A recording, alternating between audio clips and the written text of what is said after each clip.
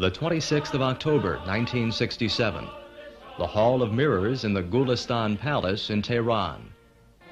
The Shah of Iran places a blazing crown studded with regal jewels on the head of his queen and proclaims her Empress of Iran. A historical day for Iran and a momentous one in the life of Fateh Pahlavi.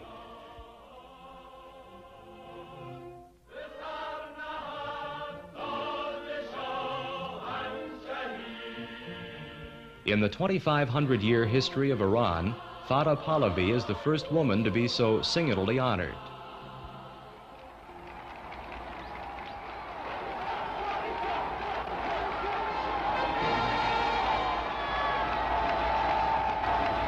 I think that when my husband crowned me the Empress of Iran, it was not a personal matter only. He wanted by that symbolically honor all the women of Iran. And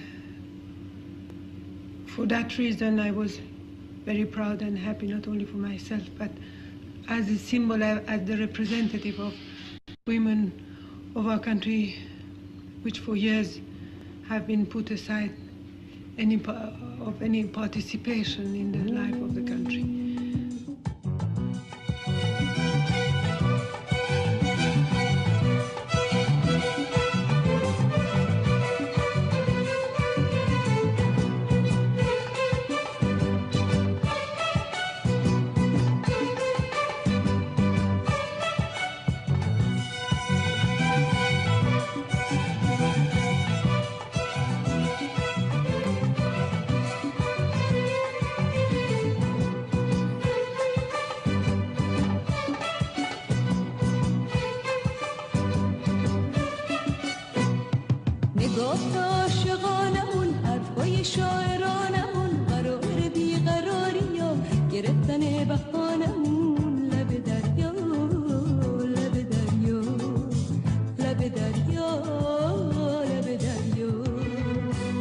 The Shah wants to make Iran a modern industrial country by the turn of the century.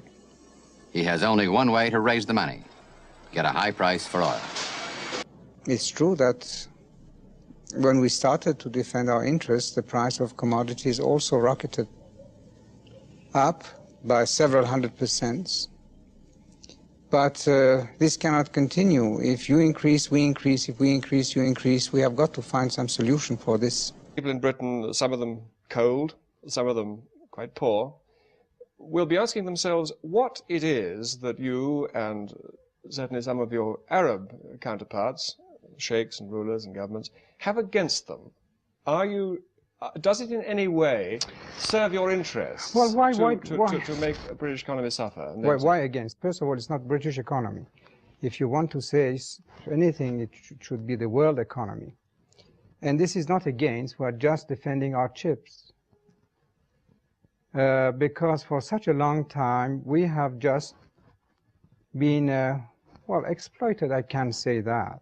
And why don't you say that when the price of wheat was augmented by 300%, they had something against us? We had to buy it, or soybean, or steel products, or petrochemical products, which in some cases have augmented by 30 times. So did you have anything against us when you augmented those prices? Or what I buy from you, even weapons. The price that you are charging today is not what you were charging 2 months ago. It's increasing. Have you something against us? If you continue this way, a permissive, undisciplined society, you are going to blow up. And in matter of fact... How do you mean blow up? I'm not quite clear what you mean by that. Well, you will go bankrupt. You're not going to help us not to go bankrupt if you put the price of oil in. I won't be a good friend of yours if I did help you being not aware of the seriousness of the situation. The brown-eyed peoples are teaching the blue-eyed peoples something, is that? Well, no, we are not teaching something. The blue-eyed people have to wake up. Wake up to? From the complacency to for this torpor in which they put themselves. I think that our country in the next 10 years will be what you are today. In the next 25 years, according to other people, I'm not saying that, will be among the 5 most prosperous countries of the world.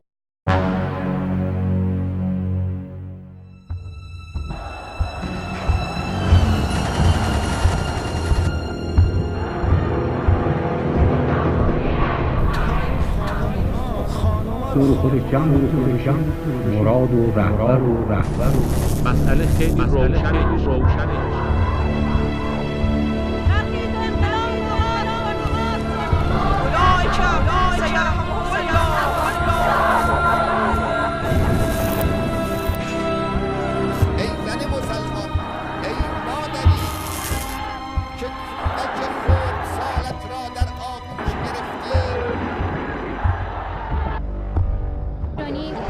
روشنه. به نظر من هیچ فرقی ندارن. وقتی شرایطش فراهم باشه دوتایشون میتونن دوش هم کار کنن. زن ایرانی هم با توجه به امکاناتی که داشته تا حالا به نظر من فوق العاده بود. من امیدوارم که از این به بعد مسئولین نقش زنان رو نادیده نگیرن و تا حد ممکن از استعدادهای اونا، از توانایی‌های اونا، همچنان که از استعدادها و توانایی‌های مردان استفاده میکنن استفاده بکنن و بذارن که این مملکت رو ایرانی‌ها، زنان و مردان ایرانی دوش به جلو ببرن.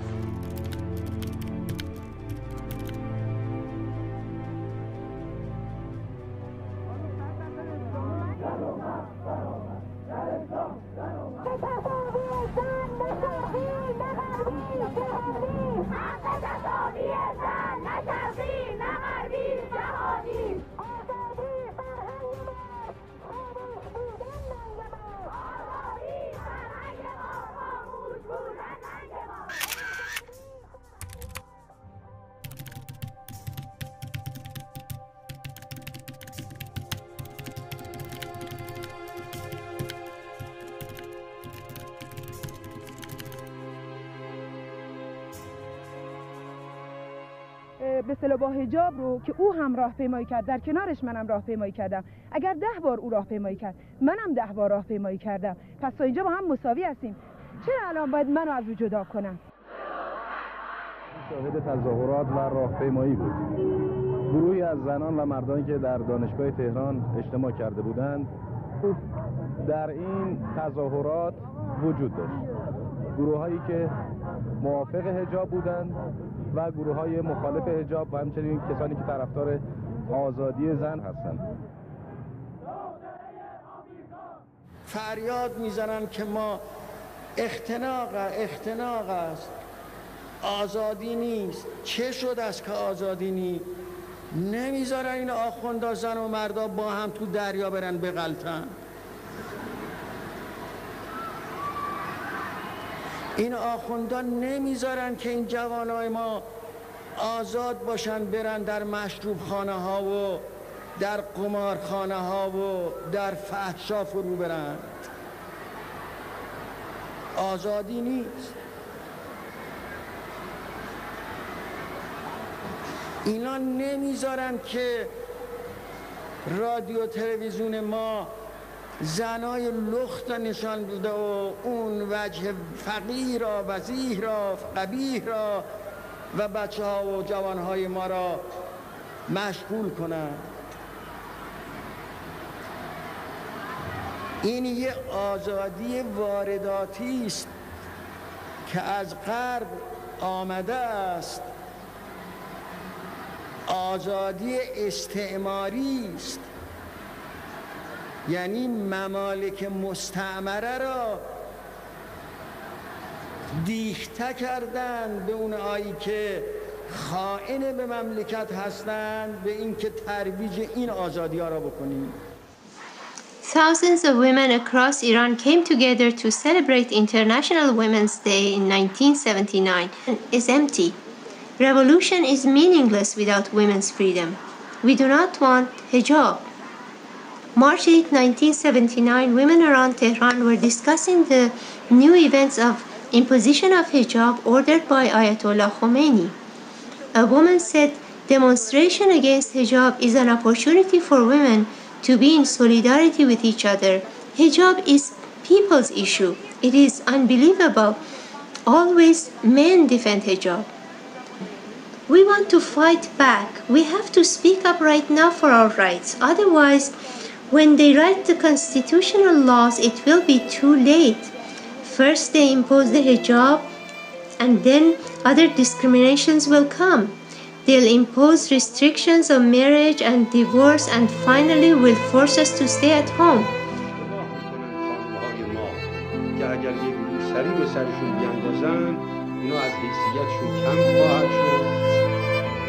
از جهت شخصیتشون خواسته خواهد شد، نه بلکه از این جهت قطع نظر از مسلمان بودن حافظ سنت شرعی هستند.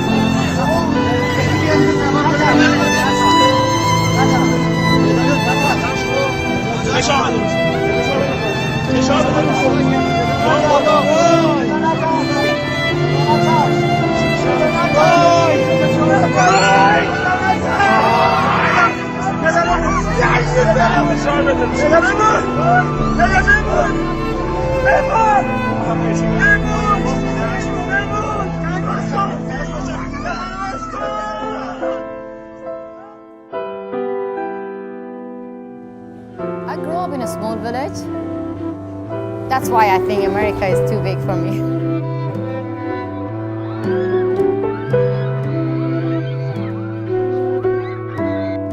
As a kid, my brother was an example of freedom, was a symbol of freedom that I didn't have it. That how he was free to run in a green, lovely farm without headscarf. How he was free to ride a bicycle in a nice village. My village is the best. I started to publish this one, me and me. So that's why people started to send their picture. Then I asked women to share their experiences, which they did.